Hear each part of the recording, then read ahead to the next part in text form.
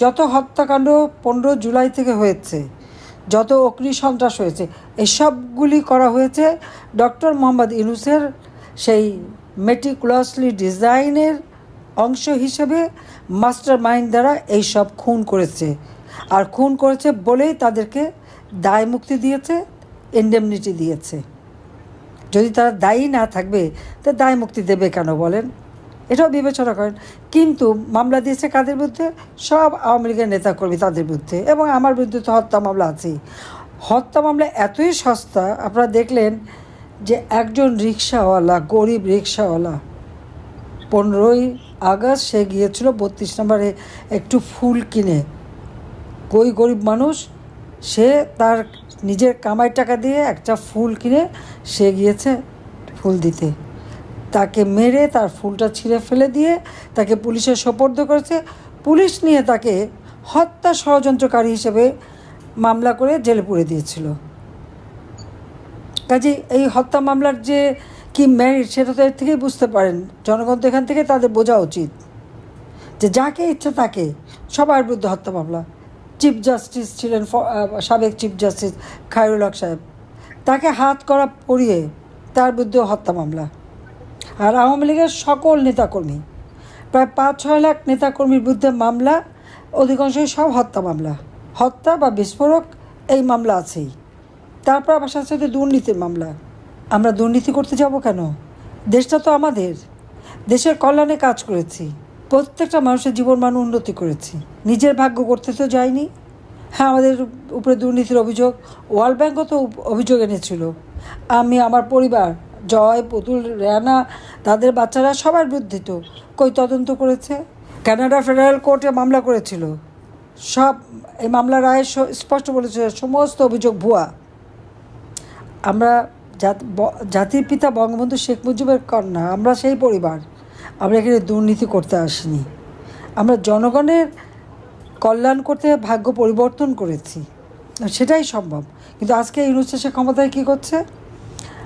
আওয়ামী লীগের নেতা কর্মী, তাদের আত্মীয়, পরিবার পরিজন, কাউকে বাদ দিচ্ছে না, সবার বিরুদ্ধে মামলা। মানে হয়রানি করার একটা সীমা থাকে। আজকে বঙ্গবন্ধুর নাম নেওয়া যাবে না, আওয়ামী লীগ নিষিদ্ধ, আওয়ামী লীগের নিবন্ধন বাতিল করে দেয়। কত বড় দুঃসাহস! আরে আওয়ামী লীগ না থাকলে তো দেশ স্বাধীনই হতো না।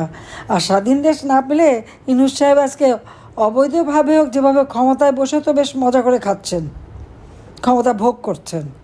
দেশের মানুষের জন্য কিছু না করলেও নিজের জন্য করেছে। ক্ষমতায় এসেই ম্যান পাওয়ার ব্যবসা, ক্ষমতায় এসেই ডিজিটাল ওয়ালেট ব্যবসা, আর অন্যান্য যত রকমের ব্যবসা সব হাতিয়ে দিচ্ছে। যে প্রজেক্ট আমি 160 কোটি টাকা, সেটাকে 300-350 কোটি টাকার করে দিয়ে পয়সা বানাচ্ছে। শেয়ার মার্কেটের 90,000 কোটি টাকা উধাও। সমস্ত ব্যাংকগুলি আজকে দেউলিয়া হওয়ার পথে, সব টাকা পয়সা পাচার। গ্রামীণ ব্যাংকের পুরা, এটা তো সরকারের পয়সায়, সেটার মালিকানাও নিয়ে নিয়েছে। টেলিকমিউনিকেশনের ব্যবসাটা আমি দিয়েছিলাম, লেবারদের টাকা মেরে খেয়েছে। সেই লেবাররা মামলা করেছে, সেই মামলায় লেবার কোর্টে ইউনূসের সাজা হয়েছে। ইউনূস কিন্তু লেবার কোর্টে সাজাপ্রাপ্ত, দণ্ডপ্রাপ্ত আসামি। আজ দুর্ভাগ্য, সেই দণ্ডপ্রাপ্ত আসামি এখন বাংলাদেশের ক্ষমতায় বসে সবাইকেই দণ্ড দিয়ে বেড়াচ্ছে, সবাইকে মামলা দিয়ে বেড়াচ্ছে। অবৈধভাবে ক্ষমতা দখলকারী সব নির্দেশই অবৈধ, এটা মনে রাখতে হবে, এবং এর বিচার ইনশাল্লাহ একদিন হবে। আজকে একদম স্পষ্ট কথা, আওয়ামী লীগের অগণিত নেতাকর্মী, তাদেরকে গ্রেপ্তার শুধু না, যারা মুক্তিযোদ্ধা সিনিয়র নেতারা, তাদের হাতে হাত করা পরিয়ে পরিয়ে নিয়ে যায়।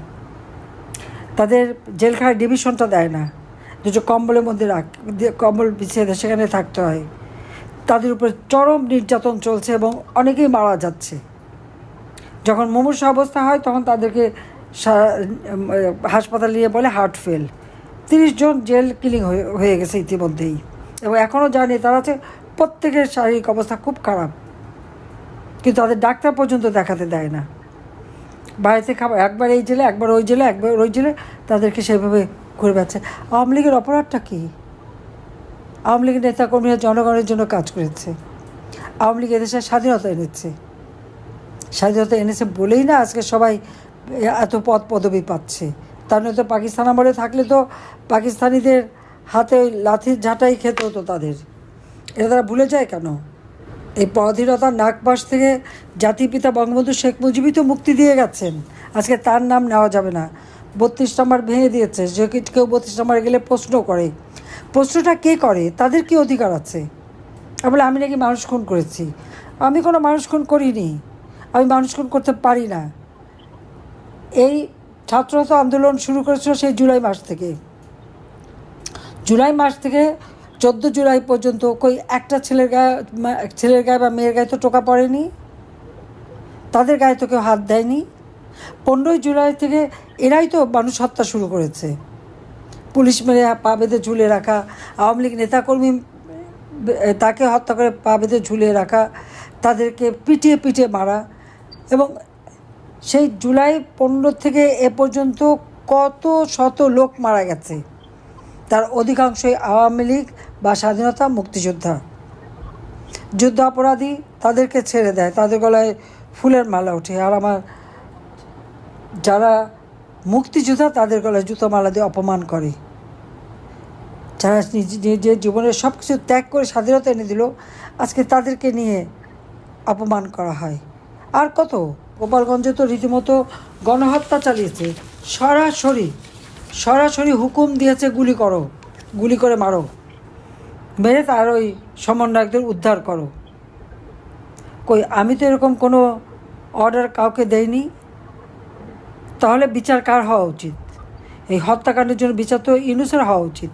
তার মেটিকুলাস ডিজাইন, যে কথা সে একটা ক্লিন্টন ফাউন্ডেশনের মিটিংয়ে বসে খুশি মনে বলে, যে মেটিকুলাস ডিজাইন করে এই আন্দোলন মাস্টার মাইন্ড দ্বারা ঘটিয়ে, অর্থাৎ এই হত্যাকাণ্ড ঘটিয়ে শেখ হাসিনাকে ক্ষমতা থেকে হটাতে পেরেছে এবং সে ক্ষমতা দখল করতে পেরেছে। খুব গর্ব, নিজে আবার হাততালি দেয় আর তার মাস্টার মাইন্ডকে পরিচয় করিয়ে দেয়। সেদিনই তো বোঝা গেছে যে এই হত্যাকাণ্ডের সঙ্গে ইউনূস সরাসরি জড়িত এবং তার ওই সমন্বয় মাস্টার মাইন্ড তারা জড়িত। বিচার তাদের হবে, হত্যার বিচার। আমি কাউকে হত্যা করিনি, করতে পারি না। আমার নিজের বাবা মা ভাইদের যারা হত্যা করেছে তাদের তো আমি সাধারণ আইনে বিচার করেছি। ইনডেমনিটি অর্ডিন্যান্স বাতিল করে দিয়ে তাদের বিচার করেছি।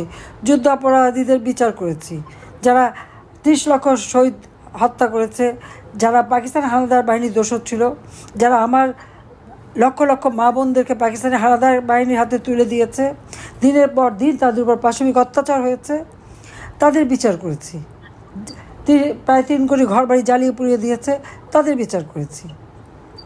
বিচার করতেই হবে তো, এটা সারা বিশ্বে হয় এই বিচার। আজকে সেই কোর্টেই আবার আমাদের বিচার। 73 সালে যে আইন হয়েছিল আইসিটির, সেটা আবার তারা এক্সিকিউটিভ পাওয়ার দিয়ে সংশোধন করেছে। এটা সংশোধন হয় না, সম্পূর্ণ ইললিগাল। আজকে যে আদালত তারা স্থাপন করেছে, সেখানে চেয়ারম্যান থেকে শুরু করে চিফ প্রসিকিউটর, তারা কারা? তারা তো যখন আমরা যুদ্ধাপরাধীদের বিচার করি তাদের ডিফেন্সে ছিল, তাহলে তারা কী করে এখানে চিফ প্রসিকিউটর হতে পারে বা চেয়ারম্যান হতে পারে? সম্পূর্ণ অবৈধভাবে, শুধুমাত্র গায়ের জোর দেখিয়ে, ওই সন্ত্রাসী জঙ্গিদের জোর দেখেই ইউনূস এই অপকর্ম করে যাচ্ছে। কাজে আমার কথা একটা স্পষ্ট, আমরা ইতিমধ্যে 21 দফা কর্মসূচি দিয়েছি। গণতন্ত্র প্রতিষ্ঠা করতে হবে। জনগণের ভোটের অধিকার কেড়ে নিয়ে ক্ষমতায় বসেছে ইউনূস। জনগণের ভোটের অধিকার জনগণের হাতে ফিরিয়ে দিতে হবে। যত বন্দী আছে সকলকে মুক্তি দিতে হবে। আওয়ামী লীগের নেতাকর্মী যাদেরকে মিথ্যা মামলা, 14 দলের নেতাকর্মী, সাংস্কৃতিক কর্মী, সাংবাদিক, আইনজীবী, সবাইকে যাদেরকে গ্রেপ্তার করে মিথ্যা মামলা দিয়ে হয়রানি করছে, তাদেরকে মুক্তি দিতে হবে। আর যাদেরকে হত্যা করেছে তারাই আসলে শহীদ। এই হত্যাকাণ্ড যারা ঘটিয়েছে তাদের বিচার করতে হবে। এবং দেশের মানুষ আজকে হাহাকার, প্রত্যেকটা জিনিসের দাম বেড়ে গেছে, মানুষের আয় রোজগার নেই। মাথার ঘাম পায়ে ফেলে দিনমজুর, রিক্সাওয়ালা, সাধারণ মানুষ যার কামাকে তা দিয়ে একবেলা খাবার জোটাতে পারে না। কাজে তাদের ভাগ্য পরিবর্তনের জন্যই তো আমরা গণতন্ত্র অব্যাহত রেখেছিলাম। বাংলাদেশের ইতিহাসে 2009 সাল থেকে 2024 সালের 5ই আগস্ট পর্যন্ত গণতান্ত্রিক ধারা অব্যাহত ছিল। আর্থসামাজিক উন্নতি হয়েছে দেশের। আর এখন দেশ সম্পূর্ণভাবে অর্থনৈতিকভাবে পর্যুদস্ত, ধ্বংস হয়ে গেছে। যেখানে আমি 5 কোটি মানুষকে নিম্নবিত্ত থেকে মধ্যবিত্তে উন্নীত করেছিলাম, আজকে আবার তারা নিম্নবিত্তে চলে যাচ্ছে। যেখানে অতি দরিদ্রের হার 25.1 ছিল, আমি 5 ভাগই নামিয়ে নিয়েছিলাম এবং বিনামূল্যে ঘর দিয়ে তাদেরকে জীবন জীবিকার ব্যবস্থা করে দিয়েছিলাম। আজকে আবার সেই অতি দরিদ্রের হার 10 ভাগের উপরে হয়ে গেছে। দারিদ্রের হার যেটা 41 ভাগ ছিল, আমি 18 ভাগে নামিয়ে এনেছিলাম, সেটা আবার প্রায় 25-30 ভাগে চলে গেছে। না হলেও প্রায় 1 কোটি মানুষ আজকে আবার সেই একেবারে দরিদ্রের পর্যায়ে পড়ে গেছে। 4 লক্ষ ছেলে মেয়ে লেখাপড়া করতে পারে না, পরীক্ষা দিতে পারে না, তাদের পড়াশোনার শিক্ষা অঙ্গনের সম্পূর্ণ অরাজকতা।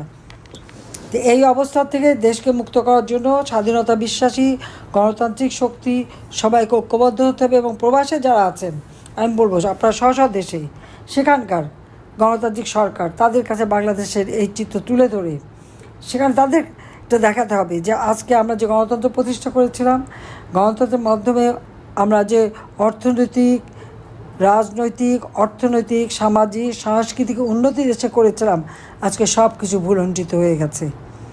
বাংলাদেশের মানুষ মনে হয় যেন একটা বড় কারাগারে বন্দি। নারীরা ঘর থেকে বেরোতে পারে না, তাদের জীবনে কোনো নিরাপত্তা নাই, কারো জীবনের নিরাপত্তা নাই। এই অবস্থার অবসান ঘটাতেই হবে। তার জন্য সকলকে ঐক্যবদ্ধ হতে হবে, সোচ্চার হতে হবে এবং ইউনূসকে পদত্যাগ করতে হবে। একটা নিরপেক্ষ সরকার করে তার অধীনে নির্বাচন দিতে হবে। যদিও আমি এখনও প্রধানমন্ত্রী, তবুও আমি বলবো জনগণ নির্বাচন চায়, হ্যাঁ নির্বাচন দিতে হবে, একটা কেয়ারটেকার গভর্নমেন্ট আলাদাভাবে তৈরি করি, ইউনূসের অধীনে না। ওই ক্ষমতা দখলকারী, ক্ষমতা চুরি করা এই লোকের কাছে না, ডাকাতি করেছে এই ডাকাতের কাছে না। তো সবাই ভালো থাকেন, সুস্থ থাকেন আর দেশের মানুষের পাশে দাঁড়ান এবং আমাদের প্রবাসীরা যথেষ্ট সহযোগিতা করছে, সবাইকে আমার আন্তরিক ধন্যবাদ জানাচ্ছি। খোদা হাফিজ। জয় বাংলা, জয় বঙ্গবন্ধু, বাংলাদেশ চিরজীবী হোক।